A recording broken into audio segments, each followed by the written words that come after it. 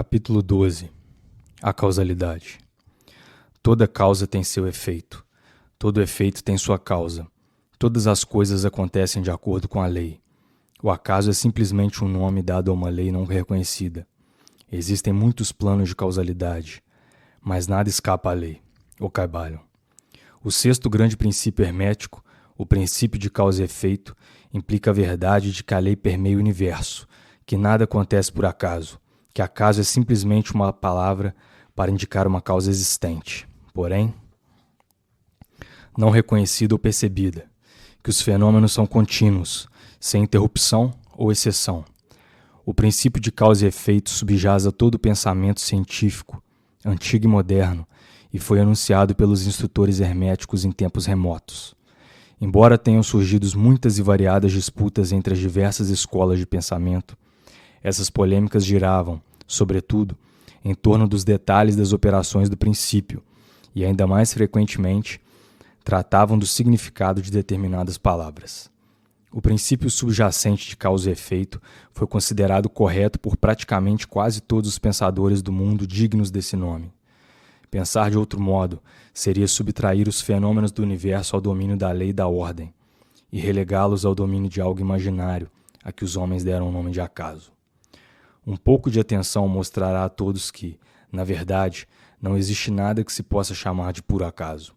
Webster's Dictionary define a palavra acaso da seguinte maneira: um suposto agente ou modo de atividade diferente de uma força, uma lei ou um propósito, a operação ou atividade de tal agente, o suposto efeito de tal agente, um acontecimento, contingência, causalidade, etc.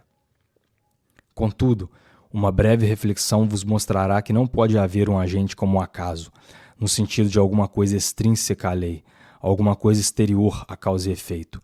Como poderia existir algo que estivesse em ação no universo fenomênico, ignorando por completo as leis, a ordem e a continuidade deste último? Um algo assim dependeria por completo da orientação ordenada do universo e seria, portanto, superior a ela. Não podemos imaginar nada fora do todo que esteja fora da lei, e isso simplesmente porque o todo é a própria lei. Não há lugar no universo para uma coisa fora e independente da lei. A existência de tal coisa tornaria sem efeito todas as leis naturais e mergulharia o universo em anarquia e falta de leis. Um exame cuidadoso mostrará que aquilo que chamamos de acaso nada mais é que um termo destinado a exprimir as causas obscuras, causas que não conseguimos perceber, causas que não conseguimos compreender.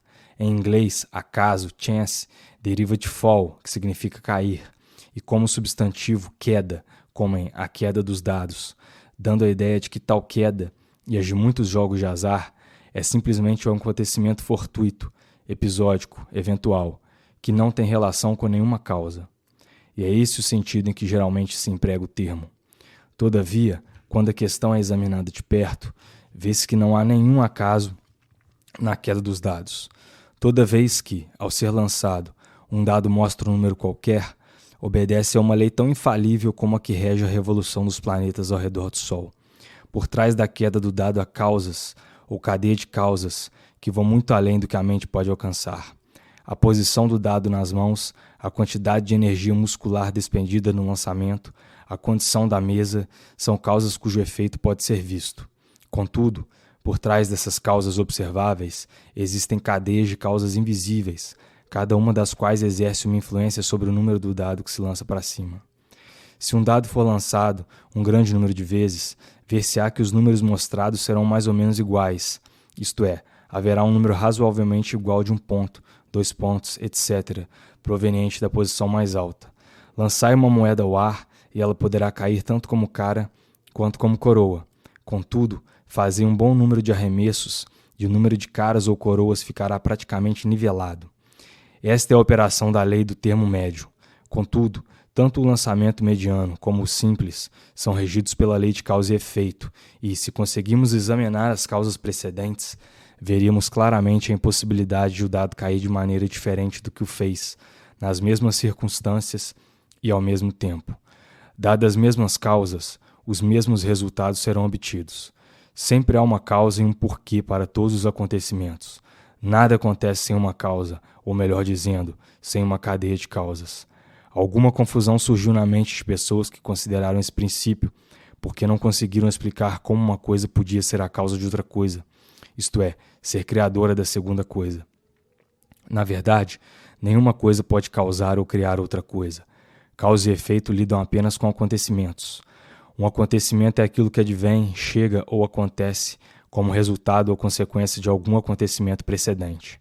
Nenhum evento cria outro evento, mas é simplesmente um elo precedente na grande cadeia ordenada de acontecimentos procedentes da energia criadora do todo. Há uma continuidade entre todos os acontecimentos precedentes, consequentes e subsequentes. Há uma relação entre tudo o que veio antes e tudo o que vem agora. Uma pedra deslocada de um lugar montanhoso e quebra o teto de uma cabana lá embaixo, no vale. À primeira vista, consideramos isto como um acontecimento aleatório. Porém, quando aprofundamos nosso exame da questão, encontramos uma grande cadeia de causas por trás desse acontecimento. Em primeiro lugar, houve a chuva que amoleceu a terra que sustentava a pedra e que a deixou cair. Por trás disso, houve a influência do sol, de outras chuvas, etc., que gradualmente desintegraram um pedaço de rocha de um pedaço maior. Depois, houve as causas que levaram à formação da montanha e seu surgimento do solo graças às convulsões da natureza, e assim por diante, ad infinitum. Depois, poderíamos procurar as causas que produziram a chuva. Em seguida, poderíamos examinar as causas da existência do telhado. Em suma, logo nos veríamos envolvidos numa profusão de causas e efeitos de cujas malhas intrincadas logo desejaríamos nos desenredar. Assim como o homem tem 2 pais, 4 avós, 8 bisavós, 16 trisavós e assim por diante, até que em 40 gerações se calcule que o número dos avós remonte a muitos milhões, o mesmo acontece com o número de causas que se oculta sob o mais trivial dos acontecimentos ou fenômenos, como a entrada de um pequeno cisco em vossos olhos. Não é fácil fazer a partícula de fuligem remontar ao período primitivo da história do mundo, quando ela fazia parte de um tronco maciço de árvore que mais tarde foi transformado em carvão, até que finalmente passou diante de vossos olhos em seu caminho rumo a outras aventuras. É uma poderosa cadeia de acontecimentos, causas e efeitos trouxe à sua condição atual. E o último desses acontecimentos é apenas uma cadeia de eventos que produzirão ainda outros nos próximos séculos. Uma das séries de acontecimentos decorrentes da minúscula partícula de fuligem foi a escrita destas linhas, que fez com que o tipógrafo e o revisor executassem determinado trabalho e que produzirá certos pensamentos em vossa mente, o que, por sua vez, influenciará outras mentes e assim por diante, para além da capacidade de um homem pensar mais longe, e tudo isso a partir da passagem de um minúsculo grão de fuligem. Tudo isso que dissemos mostra a relatividade e associação das coisas, e o fato mais profundo de que não há grandes coisas nem pequenas na mente que tudo cria. Detenhamo-nos aqui para refletir por um instante. Se certo homem não tivesse encontrado certa mulher, no obscuro período da Idade da Pedra, o leitor, que agora se debruça sobre essas linhas, não estaria aqui neste momento. E talvez, se o mesmo casal não tivesse se encontrado, nós, que escrevemos essas linhas, tampouco estaríamos aqui. E o ato mesmo de escrever, de nossa parte, e o ato de ler, da parte do leitor, poderá não só afetar nossas vidas respectivas, mas também poderá exercer uma influência direta ou indireta sobre muitas outras pessoas que agora vivem e que viverão nos tempos vindouros. Toda ideia que nos ocorre, todo ato que praticamos, tem seus resultados diretos ou indiretos que têm seu lugar na grande cadeia de causa e efeito. Por várias razões, nesta obra não queremos entrar em considerações sobre o livre-arbítrio ou o determinismo. Entre essas diversas razões, a principal é que nenhum lado da controvérsia é totalmente exato. Com efeito, ambos os lados são parcialmente verdadeiros, de acordo com os preceitos herméticos. O princípio da polaridade mostra que ambos são meias-verdades, os polos opostos da verdade. Os preceitos ensinam que o homem pode ser livre e, ao mesmo tempo, limitado pela necessidade, dependendo do significado dos termos e da elevação da verdade a partir da qual a questão é examinada. Os escritores antigos a expressam da seguinte maneira: quanto mais distante a criação estiver do centro, mais limitada estará. Quanto mais dele se aproximar, mais livre será. A maioria das pessoas é mais ou menos escrava da hereditariedade, do meio ambiente e etc., e manifesta muito pouca liberdade.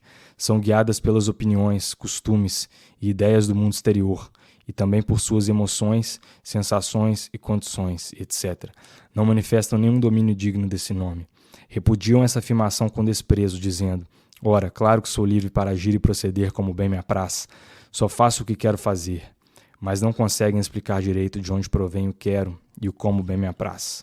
O que as faz querer fazer uma coisa, de preferência a outra, porque lhes apraz fazer isto e não aquilo. Não há um porquê associado ao seu prazer e querer. O mestre pode transformar esses prazeres e quereres em outros, na extremidade oposta do polo mental.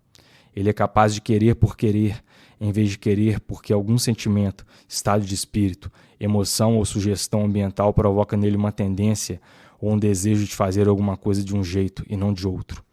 A maioria das pessoas é arrastada como uma pedra que cai, submissa ao meio ambiente, às influências exteriores e às condições e desejos internos, para não falar dos desejos e das vontades de outros mais fortes que elas, da hereditariedade, do ambiente e da sugestão, empurrando-a sem nenhuma resistência, nenhum exercício da vontade de sua parte. Movidas como os peões no tabuleiro de xadrez da vida, elas desempenham seus papéis e são postas de lado assim que a partida termina. Os mestres, porém, conhecendo as regras do jogo, elevam-se acima do plano da vida material e, colocando-se em contato com as forças superiores de sua natureza, dominam seus humores, temperamento, qualidades e polaridade, assim como o meio em que vivem, e deste modo tornam-se motores em vez de peões, causas em vez de efeitos. Os mestres não escapam da causalidade dos planos superiores, mas se ajustam às leis superiores, e assim dominam as circunstâncias no plano inferior.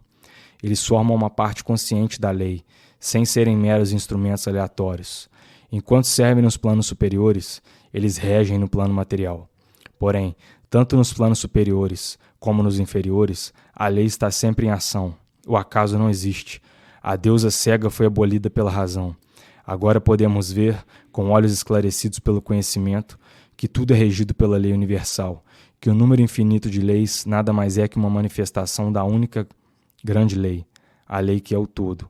É uma verdade inconteste que nem mesmo um pardal deixa de ser percebido pela mente do todo, assim como todos os nossos fios de cabelo são contados, como disseram as Escrituras.